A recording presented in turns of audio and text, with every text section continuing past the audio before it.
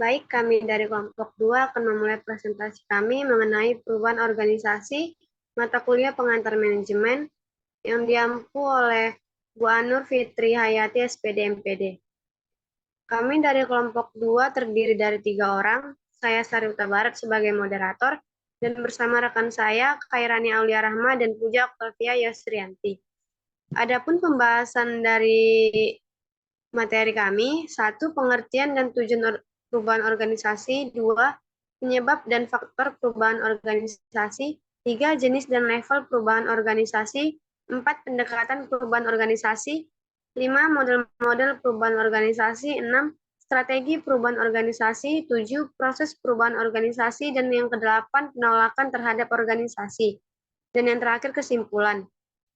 Adapun materi pertama akan dibacakan oleh Puja Octavia Yosrianti. Kepada Puja Octavia Yosrianti dipersilahkan.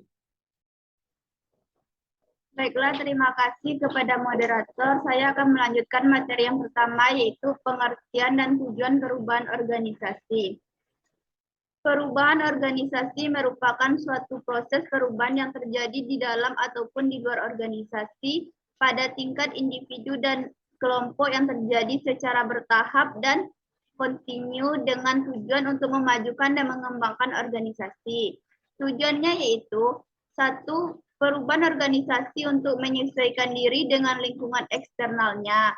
Tujuan perubahan ini dibaut karena organisasi tidak dapat sepenuhnya mengendalikan lingkungan eksternalnya, sehingga perlu secara terus-menerus melakukan perubahan lingkungan internal organisasi agar dapat menghadapi tantangan-tantangan yang timbul akibat persaingan inovasi teknologi, pembaruan peraturan-peraturan pemerintah, dan berbagai tekanan sosial. Yang kedua, perubahan organisasi untuk melakukan modifikasi berbagai pola keperilakuan individu atau kelompok dalam suatu organisasi. Maksudnya agar para karyawan menggunakan pola-pola perilaku baru dan mentaati aturan-aturan yang diberlakukan di antara mereka yang berkaitan dengan pekerjaan.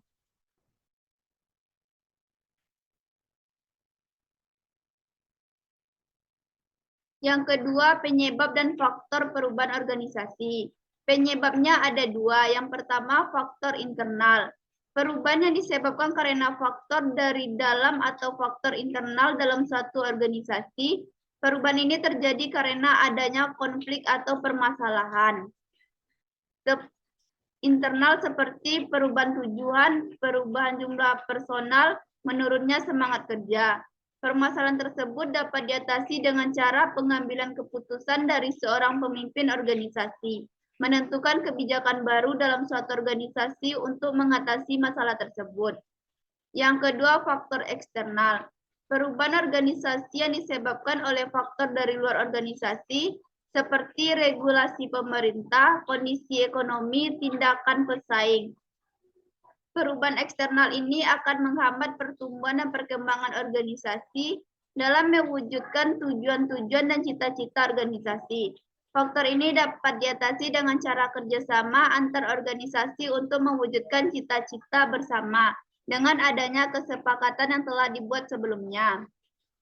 Yang ketiga, sumber-sumber pendorong perubahan organisasi lingkungan, sasaran, dan nilai teknik struktur manajerial konsultan. Faktor. Yang pertama yaitu agen perubahan. Yang kedua, manajer perubahan. Yang ketiga, fasilitator perubahan. Yang keempat, penghalang perubahan.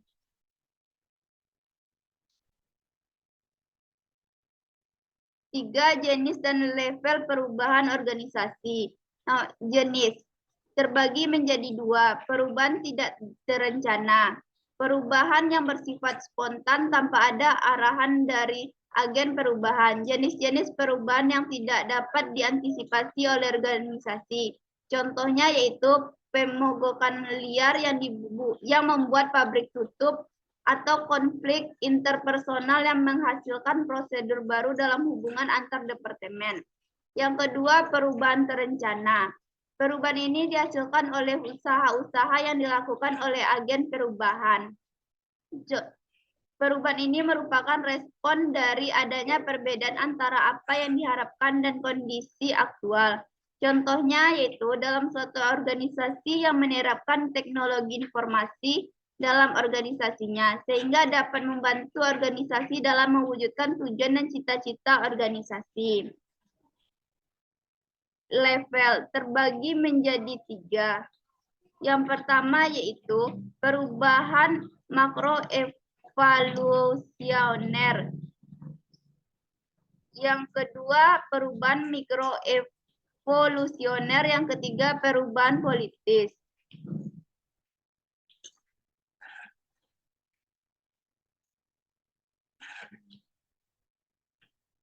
Yang keempat, pendekatan perubahan organisasi. Terbagi menjadi 4. Yang pertama, pendekatan struktural. Usaha untuk melakukan perubahan menurut pendekatan struktural dapat dilakukan melalui 3 cara. Seperti yang diungkapkan oleh Harold yang dikutip oleh Hani Handoko, di mana 3 hal tersebut adalah yang pertama, perubahan struktural melalui aplikasi prinsip-prinsip perancangan organisasi klasik. Yang kedua, perubahan organisasi melalui desentralisasi. Yang ketiga, perubahan organisasi melalui modifikasi aliran kerja dalam organisasi. Yang kedua, pendekatan teknologi. Menurut pendekatan ini, perubahan organisasi dapat dilakukan dengan cara memperkenalkan atau mengaplikasikan teknologi baru yang dianggap lebih canggih untuk meningkatkan efisiensi dan efektivitas. Yang ketiga, pendekatan orang. Menurut pendekatan ini, perubahan organisasi dapat dilakukan dengan mengubah secara langsung perilaku karyawan melalui pemusatan pada keterampilan, sikap, persepsi, dan pengharapan mereka. Sehingga mereka akan melaksanakan tugas dengan lebih efektif untuk usaha mengubah perilaku dan sikap tersebut dapat diarahkan kepada perseorangan, kelompok, atau organisasi secara keseluruhan. Baiklah, hanya itu yang bisa saya jelaskan. Saya kembalikan kepada moderator. Terima kasih. Baik, terima kasih. Materi selanjutnya akan dibacakan oleh Khairani Aulia Rahmah. Kepada Khairani dipersilakan. Terima kasih kepada moderator. Saya akan melanjutkan materi yang kelima, yaitu model-model perubahan organisasi. Yang pertama yaitu model perubahan Lewin. Kurt Lewin mengembangkan 3 tahap model perubahan yang meliputi bagaimana mengambil inisiatif perubahan, mengelola, dan menstabilkan proses perubahan itu sendiri. Yang kedua yaitu model perubahan Passmore. Proses perubahan menurut Passmore berlangsung dalam 8 tahap. Yang ketiga yaitu model perubahan Kreitner dan Kinnicky. Model perubahan yang dikemukakan oleh Kreitner dan Kinnicky adalah model perubahan dengan pendekatan sistem. Dalam model perubahan ini ditawarkan kerangka kerja untuk menggambarkan kompleksitas perubahan organisasional. Yang kedua untuk mengelola perubahan organisasi. Komponen perubahan dikemukakan oleh Taigi meliputi adanya kekuatan penuh mengetahui permasalahan yang hendak dirubah, proses penyelesaian masalah, mengimplementasikan perubahan. Yang kelima yaitu model mengelola perubahan organisasi. Perubahan pada suatu bidang dari organisasi kemungkinan akan mendorong timbulnya kekuatan baru untuk perubahan lainnya. Selanjutnya yaitu strategi perubahan organisasi. Yang pertama yaitu force coercion strategi. Perubahan dilakukan melalui wewenang formal atau penggunaan reward dan punishment. Yang kedua yaitu rational persuasion strategi. Perubahan dilakukan melalui pengetahuan data empiris maupun argumen rasional.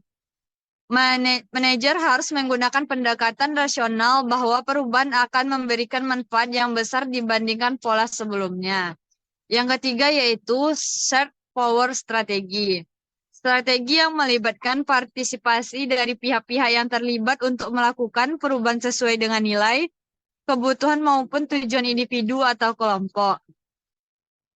Materi selanjutnya yaitu proses perubahan organisasi. Proses terjadinya suatu perubahan di dalam organisasi meliputi 6 tahap. Hal ini diungkapkan oleh L.C. Magician, Donald S.C.M. dan Paul H.P. seperti dikutip oleh Tehani Handoko. Adapun tahap-tahap tersebut adalah sebagai berikut. Yang pertama yaitu tekanan dan desakan. Yang kedua intervensi dan reorientasi. Yang ketiga yaitu diagnosa dan pengenalan masalah. Yang keempat yaitu penemuan dan komitmen penyelesaian. Dan yang kelima yaitu percobaan pencarian hasil. Yang keenam penguatan dan penerimaan. Yang kedelapan yaitu materi selanjutnya yaitu penolakan terhadap organisasi. Ada beberapa alasan tindakan penolakan anggota terhadap perubahan organisasi menurut Stephen Kert and Ellen, seperti dikutip oleh Prof. Dr. Sukanto dan Tehaniha, yaitu sebagai berikut.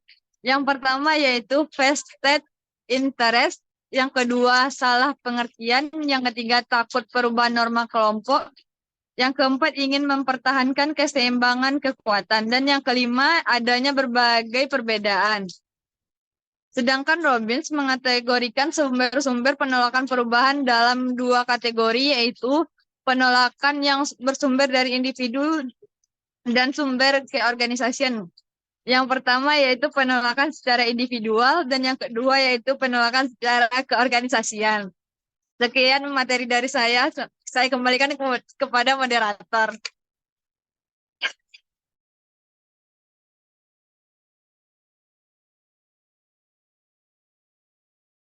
Baik, terima kasih. Adapun kesimpulan dari materi kami, perubahan organisasi sering berlawanan dengan nilai-nilai yang menghormati anggota dalam organisasi. Banyak sumber perubahan keorganisasian yang mendiskusikan tentang perubahan yang diperlukan di dalam kultur organisasi, mencakup perubahan di dalam kepercayaan dan nilai-nilai anggota, serta dalam cara menempatkan kepercayaan dan nilai-nilai tersebut. Perubahan dapat terjadi begitu saja tanpa direncanakan. Akan tetapi ada perubahan yang memang dikelola atau direncanakan. Setiap perubahan dapat menjadi ancaman nyata terhadap keadaan ekonomi, rasa aman, hubungan sosial, atau status para pegawai. Perubahan dapat mengakibatkan kehilangan uang, kawan, atau rekan dalam kelompok kerja. Kekuatan untuk melawan perubahan menghasilkan kelambanan organisasi dan stabilitas yang jauh lebih besar. Organisasi membutuhkan sebentuk kemampuan untuk melakukan penolakan. Jika tidak, mereka mungkin akan memberi respon terhadap segala sesuatu yang dipersepsikan sebagai perubahan. Setiap organisasi memerlukan stabilitas agar dapat berfungsi. Jika organisasi bereaksi terhadap setiap stimulus perubahan, ia akan kehilangan perilaku yang konsisten dan yang mengarah kepada tujuan yang membuat sekelompok orang menjadi sebuah organisasi. Sekian dari materi kelompok 2. Terima kasih.